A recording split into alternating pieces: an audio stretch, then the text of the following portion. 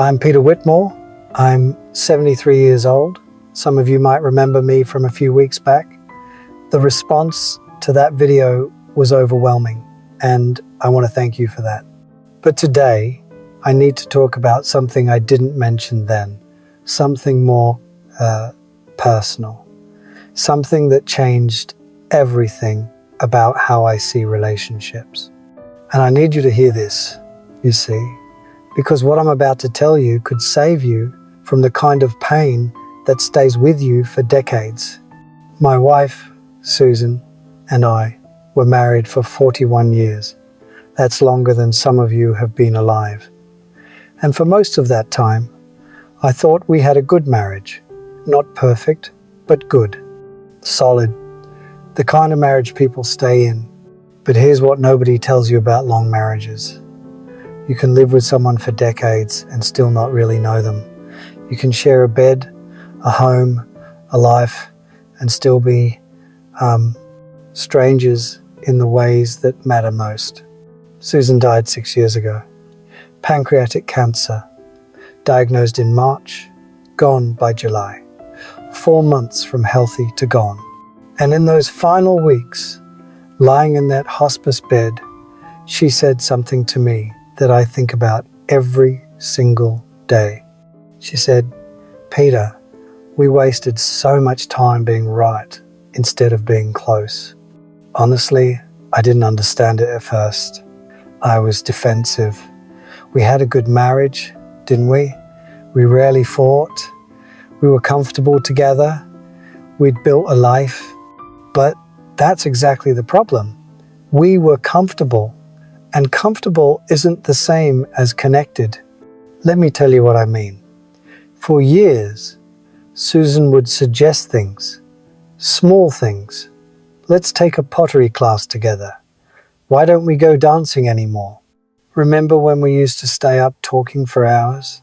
And I always had a reason why not.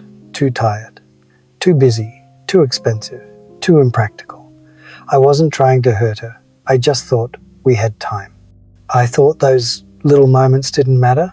I thought the big things, providing, being faithful, being reliable, I thought those were enough. They weren't. You see, I thought love was about grand gestures, being there during the crises, paying the bills, showing up. And yes, those things matter. But what I didn't understand is that love is built in the tiny, unremarkable moments. The conversations you have over breakfast, the walks you take for no reason, the way you listen, really listen, when your partner tells you about their day. I stopped doing those things, not all at once. It happened gradually. So gradually I didn't even notice. One missed conversation led to another. One "not tonight, I'm tired" led to 1,000. One "we can do that later" became never. And Susan, being Susan, she adapted. She stopped asking me to dance, stopped suggesting we take classes together, stopped trying to have those deep conversations. She found her own friends, her own activities, her own life. We became roommates who happened to be married. Polite, considerate, fundamentally alone. I didn't see it. Or maybe I saw it and told myself it was normal. That this is just what happens in long marriages. The passion fades, you settle into routine, you become comfortable. But comfortable is just another word for complacent.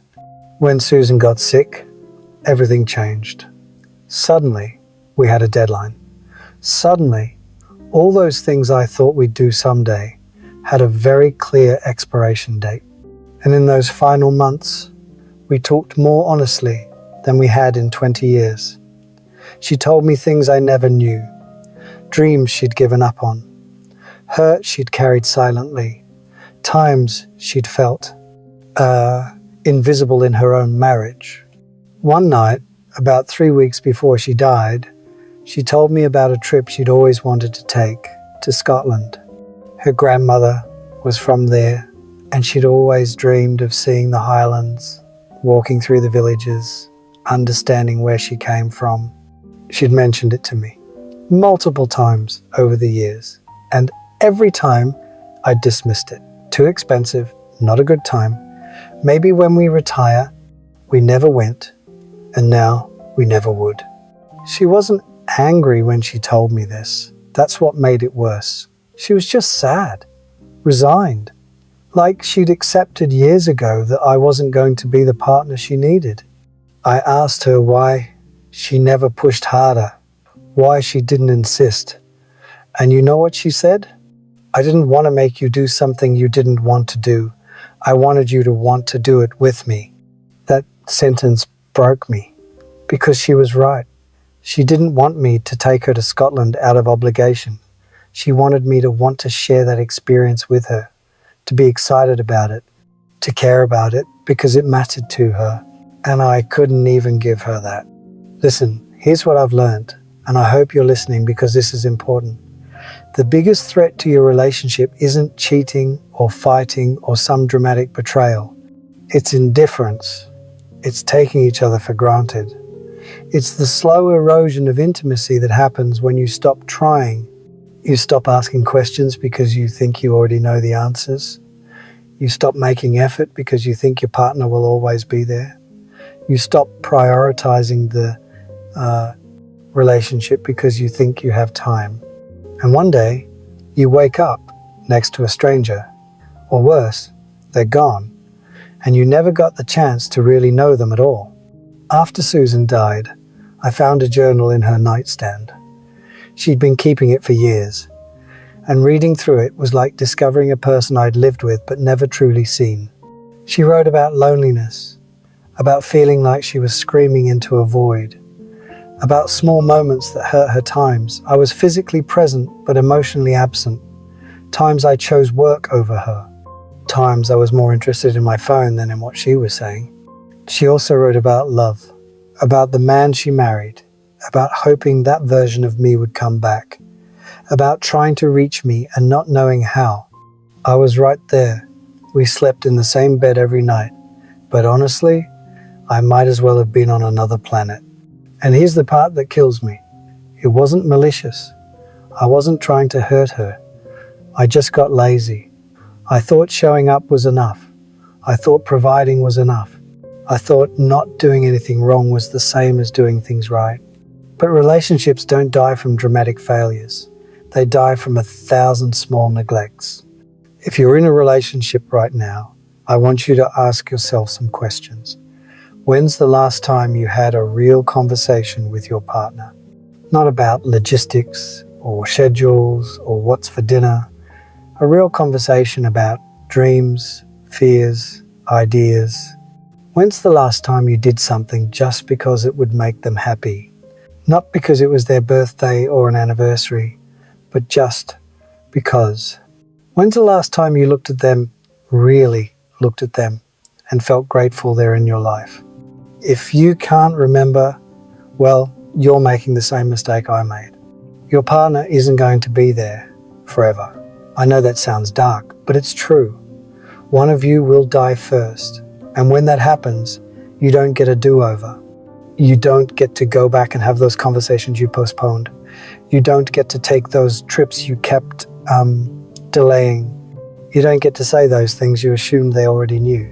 Susan and I had 41 years, and I wasted at least half of them being comfortable instead of connected, being right instead of being close, being present instead of being engaged.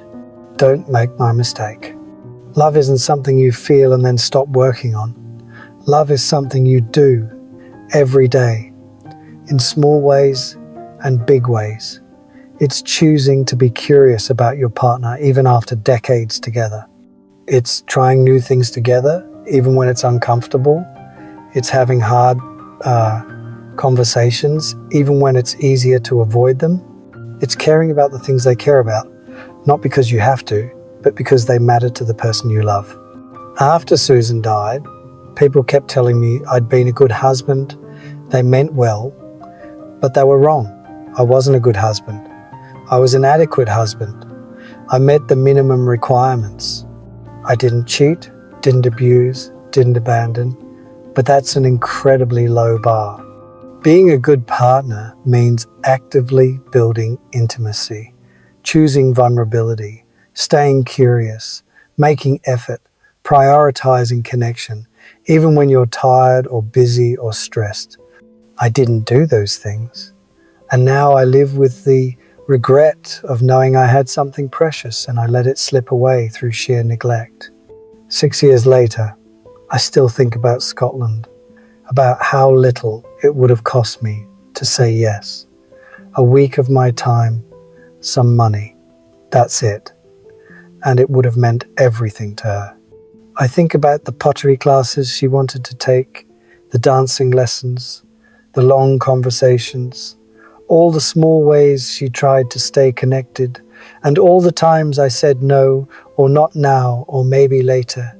Later never came, it never does. If you love someone, if you share your life with someone, don't wait for the perfect time to show them they matter. Don't assume they know. Don't take them for granted. Ask them about their dreams. Listen to their stories. Do the things they suggest, even if they don't interest you particularly, because strengthening your bond should interest you. Be present. Be curious. Be intentional. Because one day you'll be where I am, sitting alone, looking through old photographs, reading journals, and realizing you had everything you needed and you didn't appreciate it until it was gone. I'm not telling you this to make you feel guilty. I'm telling you this because you still have time. Your partner, if you have one, is still there. You can still have those conversations. Take those trips. Make those memories. But you have to do it now. On my desk, I keep a photograph of Susan from our honeymoon, 1972. She's laughing, squinting in the sun, her hair blowing in the wind, so full of life and hope and dreams. And I think about the woman she became, still beautiful, still kind, but with a quiet sadness in her eyes that I put there through years of benign neglect.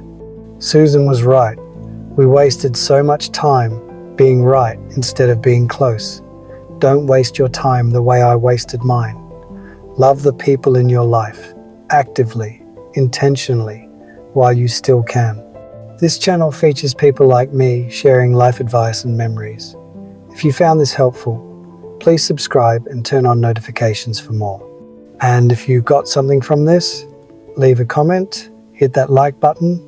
If you've got a story to tell, something you've learned that might help someone else, there's a form down in the description. Fill it out. Maybe next time we'll be sharing your story.